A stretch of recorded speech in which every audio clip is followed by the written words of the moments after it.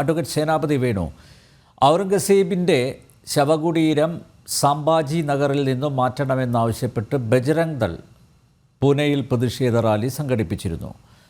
ഇതിലവർ കല്ലറയുടെ മാതൃക കത്തിച്ചു. പുറത്ത് പ്രചരിപ്പിച്ചതോ ഖുറാൻ കത്തിച്ചു എന്നായിരുന്നു. നവമാധ്യമങ്ങളിൽ ഖുറാൻ കത്തിച്ചെന്ന പ്രചാരണം ശക്തമായതോടെ ആയിരക്കണക്കിന് മുസ്ലിങ്ങളാണ് നാഗ്പൂരിൽ സംഘടിച്ചെത്തിയത്. 34 പോലീസുകാർക്കാണ് പരിക്കേറ്റത്. നേരത്തെ അഡ്വക്കേറ്റ് ജയസൂര്യൻ ചൂണ്ടിക്കാണിച്ചതുപോലെ പോലീസ് വളരെ ശക്തമായി ഇടപെട്ടു ഈ സംഘർഷം അമർച്ച ചെയ്യാൻ. അതുകൊണ്ടാണല്ലോ അവർക്ക് ഇതൊക്കെ നേരിടേണ്ടി വന്നത്. കൃത്യമായ ആസൂത്രണമില്ലാതെ പെട്ടെന്നൊരു കലാപത്തിന് വഴിമരുന്നിടാൻ പറ്റുമോ? ഒന്ന്, നമ്പ്യാർ ഇവിടെ നമ്മൾ മനസ്സിലാക്കേണ്ട ഒരു കാര്യം, നമ്പ്യാർ ഇപ്പോൾ പറഞ്ഞതും ബഹുമാന്യായ അഡ്വക്കേറ്റ് ജയസൂര്യ പറഞ്ഞതും ഇതിൻ്റെ ഒരു ഭാഗം മാത്രമാണ്. നമ്മൾ മറുഭാഗം കൂടി കേൾക്കാതെയോ മറുഭാഗം കൂടി പറയാതെയോ പോകുന്നതിൽ അർത്ഥമില്ലല്ലോ. ഒന്ന്, നമ്മളൊക്കെ മനസ്സുകൊണ്ട് ആഗ്രഹിക്കുന്ന ഒരു നാട്ടിലും വർഗീയ കലാപങ്ങളോ ഒരു രീതിയിലുള്ള കലാപങ്ങളോ ഉണ്ടാകരുത് എന്ന് ആഗ്രഹിക്കുന്നതാണ്. ഇപ്പോൾ ഈ പാനലിലിരിക്കുന്ന നിങ്ങളാരും വർഗീയ കലാപം നേരിട്ട് കണ്ടിട്ടുള്ള ആളല്ല. ഞാനൊരു മുൻ സൈനികനായതുകൊണ്ട് വർഗീയ കലാപം നേരിട്ട് കാണുകയും വർഗീയ കലാപത്തിൽ ദുരിതമനുഭവിക്കുന്ന സാധാരണക്കാർ, കാരണം എല്ലാ വർഗീയ കലാപത്തിന്റെ ഇരകള് എന്ന് പറയുന്നത് വെറും സാധുക്കളാണ്. അവരേതെങ്കിലും ഒരു മതത്തിൽ പിറന്നു എന്നതുകൊണ്ട് മാത്രം അവരാക്രമിക്കപ്പെടുന്നത്. ഞാൻ 89-90 കാലഘട്ടത്തിൽ, അതായത് നമ്മുടെ റൂബിയ സയ്യദിനെ തട്ടിക്കൊണ്ടു പോകുന്ന കാലഘട്ടത്തിൽ കശ്മീരിൽ എനിക്ക് സേവനം ചെയ്യാൻ അവസരം കിട്ടിയതാണ്. അവിടുത്തെ എന്താ പറഞ്ഞ മൈനോറിറ്റി വിഭാഗം പണ്ഡിറ്റുകൾ വളരെ ഹിംസാത്മകമായ രീതിയിൽ ആക്രമിക്കപ്പെടുന്നതും അതുങ്ങൾ അവിടുന്ന് ഒളിച്ചോടി ജീവനും കൊണ്ട് പാഞ്ഞ് കുറെ പേര് ജമ്മുവിലെ കട്രയിൽ വന്ന് ജീവിക്കുന്നതും തൊട്ടപ്പുറത്ത് ഉദംപൂരിൽ ടെന്റ് കയറ്റി ജീവിക്കുന്നതെല്ലാം ഞാൻ നേരിട്ട് കണ്ടിട്ടുള്ളതാണ്. ഞാൻ 91 ബാബറി മസ്ജിദ് കലാപം നടന്നതിന് ശേഷം എൻ്റെ ഒരു പോസ്റ്റിംഗ് ബോംബെയിൽ കിട്ടും. അപ്പോൾ എന്താ പറഞ്ഞ ബോംബെ നരിമൻ പോയിന്റിലെ എയർ ഇന്ത്യ ഓഫീസ് ഈ സ്ഫോടനത്തിൽ തെറിക്കുന്നത്, ഞങ്ങൾ വേറൊരു ഡ്യൂട്ടി ആയിട്ട് പോകുമ്പോൾ 10-15 സ്ഥലത്ത് ഒരേ സമയത്തെ ബോംബ് സ്ഫോടനവും അതില് ഈ പരിക്ക് പറ്റിയ ആളുകളുടെ നെട്ടോട്ടവും നിലവിളിയും ഇതൊക്കെ നേരിൽ കാണാൻ എന്താ പറഞ്ഞ നേരിൽ കണ്ടു. അത് ഭാഗ്യമോ ദൗർഭാഗ്യമോ എന്നുള്ളത് നേരിൽ കണ്ട ഒരാളാണ്. ഞാൻ മനസ്സുകൊണ്ട് പ്രാർത്ഥിക്കുന്നത് ഒരു കലാപവും നമ്മുടെ നാട്ടിൽ ഉണ്ടാകരുത്. കാരണം ആ കലാപത്തിന്റെ എല്ലാം ഇരകൾ എന്ന് പറയുന്നത് കേവലം സാധുക്കളോ ഇതുമായി ഒരു ബന്ധവുമില്ലാത്ത ആളുകളാണ് എന്നുള്ളതാണ്. ഇത് പലവട്ടം നേരിൽ കണ്ടിട്ടുള്ള ഒരാള് എന്ന നിലയിൽ ഞാനിപ്പം ഈ വിഷയത്തിലേക്ക് നാഗപ്പൂരിലേക്ക്. ഒന്ന്, നമ്പ്യാരെ നമ്മൾ മനസ്സിലാക്കേണ്ടത്, നാഗപ്പൂരിൽ ഇപ്പോൾ ഈ വിഷയം ഇത് ബംഗ്ലാദേശിന്റെയോ ഇല്ലെങ്കിൽ ആരോപണമോ ഒക്കെ നമുക്ക് പറയാം. അവിടെ തുടക്കം എന്താണ് അത് നമ്മളൊന്ന് മനസ്സിലാക്കേണ്ടതില്ലേ. 100-400 വർഷങ്ങൾക്ക് മുമ്പ് അല്ലെങ്കിൽ 4-5 നൂറ്റാണ്ടുകൾക്ക് മുമ്പ് നമ്മുടെ രാജ്യത്ത് ഔറംഗസീബ് എന്ന് പറയുന്ന ഒരു ഭരണാധികാരി ഭരിച്ചിരുന്നു എന്നുള്ള ഒരു ചരിത്ര സത്യം അത് ഞാനോ ജയസൂര്യയോ അല്ലെങ്കിൽ ഇവിടെ ഇരിക്കുന്ന മോഹൻ വർഗീസ് സാറോ നമ്മൾ ആരും അതിനെ നിഷേധിച്ചിട്ട് കാര്യമില്ല. ഇനി അയാളുടെ ശവകുടീരം അത് അയാൾ ഇവിടെ മരിച്ച ഒരാളാണ്, ടോംബ്, ആ ശവകുടീരം. അപ്പൊ ഞാൻ വിചാരിച്ചിരുന്ന ഈ ശവകുടീരം, ഈ ഔറംഗസീബിന്റെ ശവകുടീരം ഈ മുഗൾ ഗാർഡനോടൊക്കെ ചേർന്ന് ഡൽഹിയിൽ എവിടെയെങ്കിലും ആയിരിക്കും എന്നുള്ളത് എൻ്റെ ഒരു പുതിയ അറിവായത്. മഹാരാഷ്ട്രയിലാണെന്നും അതുപോലെ തന്നെ നാഗപ്പൂരിലാണെന്നും എന്നുള്ള ഒരു പുതിയ അറിവാണ് അത്. കാരണം എല്ലാ കാര്യങ്ങളും നമ്മൾ അറിയണമെന്നില്ലല്ലോ. അപ്പോ ഇത് മാറ്റണം എന്ന ഒരാവശ്യം, അത് മഹാരാജ ഛത്രപതി ശിവാജിയുടെ ജന്മദിന ദിവസം ഇത് മാറ്റണം എന്നാവശ്യപ്പെട്ടുകൊണ്ട് ഈ ബജറംഗ് ദളും ജനസംഘവും അല്ലെങ്കിൽ വിശ്വ ഹിന്ദു പരിഷത്ത്, ജനസംഘമല്ല വിശ്വ ഹിന്ദു പരിഷത്തിന്റെ ആളുകൾ അവര് ഉണ്ടാക്കിയ ഒരു വൺ സൈഡ് അത് നമ്മൾ കണ്ടില്ല എന്ന് മനസ്സിലാക്കാൻ പറ്റുമോ? നമ്മൾ ഇനിയിപ്പോ ഈ രാജ്യത്തെ മുഴുവൻ എന്താ പറഞ്ഞ ബാബറി മസ്ജിദ് പ്രതിഷേധമല്ലേ അത് പ്രതിഷേധ റാലി ആയിരുന്നില്ലേ? ഞാൻ പറഞ്ഞത് നമ്പ്യാരെ, നമുക്ക് പ്രതിഷേധിക്കാനുള്ള സ്വാതന്ത്ര്യം ജനാധിപത്യ രാജ്യത്തുണ്ട്. നമ്മൾ ബാബറി മസ്ജിദ് കണ്ടു, അത് അവസാനിച്ചു. അതിനുശേഷം ഇതാ കാശിയിലേക്ക് വരുന്നു, അതല്ലെങ്കിൽ ഞങ്ങൾ ഗ്യാൻവാപ്പിയിലേക്ക് വരുന്നു, ഇല്ലെങ്കിൽ ഞങ്ങൾ ബാംഗ്ലൂരിലെ ദർഗയിലേക്ക് വരുന്നു. ഇനി ഞങ്ങൾ ഇങ്ങനെ ഓരോന്നും മാന്തുകയും പൊളിച്ചും.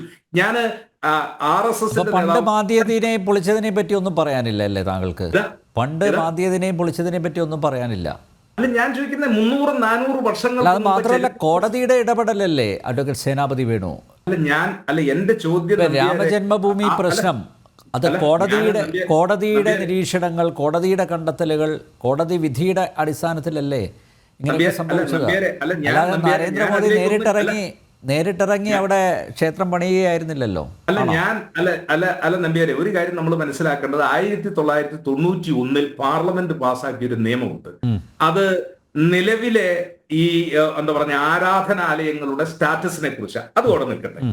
RSSന്റെ ബഹുമാന്യനായ നേതാവ് ശ്രീ മോഹൻ ഭാഗവത്, അദ്ദേഹം ഒരു വർഷം ആയിട്ടില്ല, അദ്ദേഹത്തിന്റെ ഒരു പ്രഭാഷണത്തിൽ അദ്ദേഹം പറഞ്ഞത്, ഇനി ഈ എന്താ പറഞ്ഞ മന്ദിരങ്ങളുടെ അടിയിൽ അവിടെ ശിവലിംഗം ഉണ്ടോ അല്ലെങ്കിൽ രാമക്ഷേത്രമുണ്ടോ ഇത് തപ്പാനും പോകേണ്ടതല്ല, അതല്ല അവസരം എന്ന് അദ്ദേഹം പറഞ്ഞ ഒരു കാര്യം ഞാൻ സാന്ദർഭികമായിട്ട് ഇവിടെ ഓർമ്മപ്പെടുത്തുന്നത് എന്ത് എന്ന് ചോദിച്ചാൽ, ഇവിടെ ബജറംഗ് ദളുകാരാ അല്ല, ഇതൊക്കെ സംഘപരിവാറിന്റെ ഭാഗമായിട്ട് നിൽക്കുന്ന ആളുകളാണല്ലോ ഈ ബജറംഗ് ദൾ അല്ലെങ്കിൽ വിശ്വ ഹിന്ദു പരിഷത്ത് എന്നൊക്കെ പറയുന്ന ആളുകൾ. അപ്പൊ ഞാൻ ചോദിക്കുന്ന എന്റെ ഒരു ചോദ്യം, ഞാൻ ഈ ചർച്ചയിൽ എന്നെ വിയോജിക്കാൻ അനുവദിച്ചുകൊണ്ടുള്ള എന്റെ ഒരു ചോദ്യം എന്ന് പറയുന്നത്, ഈ ഔറംഗസീബ് എന്ന് പറയുന്ന ഒരു മുഗൾ ഭരണാധികാരിയുടെ ടോംബ്, അതല്ലെങ്കിൽ എന്താ പറഞ്ഞ ഖബറിടോ അല്ലെങ്കിൽ അദ്ദേഹത്തിന്റെ ശവകുടീരം, അത് ഇന്ത്യയിൽ പാടില്ലേ, അല്ലെങ്കിൽ അത് നാഗപ്പൂരിൽ പാടില്ലയോ, അത് സംഭാജി നഗറിൽ പാടില്ലയോ, അത് എടുത്തു മാറ്റണമോ എന്നുള്ളതാണോ രാജ്യം സ്വാതന്ത്ര്യം പ്രാപിച്ച് മുഗൾ ഭരണം പോയി 4 നൂറ്റാണ്ട് കഴിഞ്ഞ് രാജ്യം സ്വാതന്ത്ര്യം പ്രാപിച്ച് 1 നൂറ്റാണ്ടിലേക്ക് അല്ലെങ്കിൽ 3/4 നൂറ്റാണ്ട് കഴിയുമ്പോൾ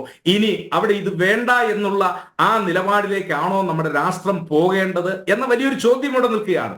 ഞാൻ പറഞ്ഞത്, അനാവശ്യമായി ഇത്തരത്തിലുള്ള വിവാദങ്ങൾ ഏത് ഭാഗത്തു നിന്നുണ്ടാകുമോ ആ ഭാഗത്തൊക്കെ ഈ രീതിയിലുള്ള കലാപങ്ങളും പ്രശ്നങ്ങളും, ഒരു വിഭാഗം ഇത് കുത്തിത്തിരിപ്പുമായിട്ട് വരുന്നു, അപ്പൊ മറുവിഭാഗം സ്വാഭാവികമാണല്ലോ അവിടെ ഖുറാൻ കത്തിച്ചു, അപ്പോ അതല്ല മതനിന്ദ നടത്തി. പാകിസ്ഥാനിൽ മതനിന്ദ എന്ന് പറയുന്ന ഒരു നിയമമുണ്ട്, അപ്പോഴേ അവന്റെ കഴുത്ത് വെട്ടുക അല്ലെങ്കിൽ എന്താ പറഞ്ഞ ജയിലിലടക്കുക. ആസിയ ബീവി എന്ന് പറയുന്ന ഒരു ക്രിസ്ത്യൻ യുവതിയുടെ ഒരു കഥയല്ല, അവരുടെ നമ്മൾ ഈ ചാനലിലും ചർച്ച ചെയ്തിട്ടുള്ള, അവരെ അയൽവാസി വഴക്കിൽ ഇവർ മതനിന്ദ നടത്തി എന്ന് പറഞ്ഞാൽ 10 കൊല്ലക്കാലം അവരെ ജയിലിലടച്ചു. അവരെ ശിക്ഷിക്കണമെന്ന് ആവശ്യപ്പെട്ടുകൊണ്ട് പാകിസ്ഥാനിൽ നടന്ന കലാപത്തിൽ മരണപ്പെട്ട ആളുകളുടെ എണ്ണം 300-ഉം നശിച്ച വസ്തുവകളുടെയും അതിന്റെ മൂല്യം എന്ന് പറഞ്ഞ് 10,000 കോടിയിലധികമാണ്. ഒരൊറ്റയാളുടെ ഒരു കുത്തിത്തിരിപ്പാണ് ഇവർ മതനിന്ദ നടത്തി എന്നുള്ള ആരോപണം. അവിടെ ഒരു വ്യവസായി, ഒരാൾ ക്രിസ്തീയ മതത്തിൽ പെട്ട ഒരു വ്യവസായിയെ ഓടിച്ചിട്ട് ആളുകളെ ജനക്കൂട്ടം തല്ലിക്കൊന്നത് വളരെ അടുത്ത കാലത്താണ് സംഭവിച്ചത്. അപ്പൊ ഞാൻ പറഞ്ഞത്, ഇതൊക്കെ ബോധപൂർവമായ കലാപത്തിന് വേണ്ടി ചില ആളുകൾ തിരഞ്ഞെടുക്കാൻ അപ്പൊ വേദികൾ ഉണ്ടാക്കപ്പെടുന്നു എന്നുള്ളത് പോലും അത് അപരാധമാണ്, അത് ചെയ്യാൻ പാടില്ല എന്നുള്ളതാണ്. ഇവിടെ ഈ എന്താ ഷാഹിം ഷെയ്ൻ ഖാൻ അദ്ദേഹം കഴിഞ്ഞ പാർലമെന്റ് തെരഞ്ഞെടുപ്പിൽ മത്സരിച്ച് 6.25 ലക്ഷം വോട്ടിന് തോറ്റു എന്നുള്ളത് അതവിടെ നിൽക്കട്ടെ. ഞാൻ പറഞ്ഞത്, നാഗപ്പൂര് എനിക്ക് വളരെ അടുത്തറിയാവുന്ന ഒരു സ്ഥലം, പലവട്ടം ഞാൻ പോയിട്ടുള്ള, വളരെ മതസൗഹാർദ്ദം. കാരണം ഇന്ത്യയിലെ മറ്റ് പല നഗരങ്ങളിലെ പോലെ RSSന്റെ ആസ്ഥാനം സ്ഥിതി ചെയ്യുന്ന ഒരു പ്രദേശം ഒരു വർഗീയ കലാപമോ വർഗീയ സംഘർഷമോ അല്ലെങ്കിൽ അങ്ങനെ ചേരിതിരിഞ്ഞുള്ള പ്രദേശങ്ങളോ ഒന്നുമല്ല. അവിടെ ഇത്ര പെട്ടെന്ന് ഈ രീതിയിൽ കലാപങ്ങൾ ഉണ്ടാകുമ്പോൾ ആ കലാപത്തിന്റെ അടിസ്ഥാന കാരണം എന്ത് കണ്ടെത്തി ആ അടിസ്ഥാന കാരണം അത് മാറ്റപ്പെട്ടുവെങ്കിൽ മാത്രമേ ഇത് ഇപ്പൊ ഈ ഒരൊറ്റ കലാപം കൊണ്ട് നമ്മൾ പറഞ്ഞല്ലോ, നമ്മൾ കണ്ടു ഡസൻ കണക്കിന് വാഹനങ്ങൾ കത്തിക്കപ്പെട്ടു, ഡസൻ കണക്കിന് ആളുകളുടെ ഭവനങ്ങൾ അഗ്നിക്കിരയാക്കി, സർക്കാർ ഉദ്യോഗസ്ഥരെ ആക്രമിച്ചു. എത്ര കോടി രൂപ നമ്മൾ 5 ട്രില്യൺ ഇക്കോണമിയിൽ നിന്ന് 3 ട്രില്യൺ എക്കോണമിയിലേക്ക് എത്തിച്ചേരാൻ, ലോകത്തിലെ 3ാമത്തെ വൻശക്തിയായി നമ്മൾ എത്തിച്ചേരാൻ തുടങ്ങുമ്പോൾ നമ്മുടെ നാട്ടിൽ എവിടെയെങ്കിലും ഈ വർഗീയ കലാപങ്ങൾ ഉണ്ടായി കോടിക്കണക്കിന് രൂപയുടെ സ്വത്തുക്കൾ കത്തി നശിച്ച് സർക്കാർ മിഷണറി മുഴുവൻ സ്തംഭിച്ചു പോയി, നാടിന്റെ വികസനം സ്തംഭിക്കുന്നതാണോ ഇനി ആധുനിക കാലഘട്ടത്തിൽ നമുക്ക് വേണ്ടത്? നമ്മുടെ ഈ നാട്ടിൽ സുനിത വില്യംസ് മോളിൽ നിന്ന് പറഞ്ഞു, ഞാൻ താഴോട്ട് നോക്കുമ്പോൾ കാണുന്നത് എല്ലാം തുല്യമായിട്ടാണ് കാണുന്നത്, രാജ്യങ്ങളുടെ അതിർത്തി പോലും കാണുന്നില്ല എന്ന് അവർ പറയുമ്പോൾ, അവർ ഫ്ലോറിഡയിൽ ലാൻഡ് ചെയ്തിരിക്കുന്ന ഈ കാലഘട്ടത്തിൽ ഇനി മനുഷ്യൻ മതത്തിന്റെ പേരിൽ സംഘർഷത്തിലേക്ക് പോകുന്നത്, നമ്മളിനി 2 നൂറ്റാണ്ട് പിന്നിലേക്ക് പോകാനാണോ? നമ്മൾ മുന്നിലേക്ക് പോകണം. ആ മുന്നിലേക്ക് പോകാൻ നമ്മളെ ഓരോരുത്തരെയും ചിന്തിപ്പിക്കുന്ന ഒന്നായി ഇതൊക്കെ മാറട്ടെ എന്ന് നമ്പ്യാരെ ഞാൻ ആദ്യ ഫേസിൽ ഞാൻ പ്രത്യാശിക്കുകയാണ്. ആരും മതത്തിന്റെ പേരിൽ ഉണ്ടാക്കുന്ന കലാപങ്ങൾ അതൊരിക്കലും ഒരു നാടിന് ഗുണകരമാവില്ല എന്ന് ഞാൻ ഓർമ്മപ്പെടുത്തുകയാണ്. ഓക്കെ, നല്ല കാര്യം.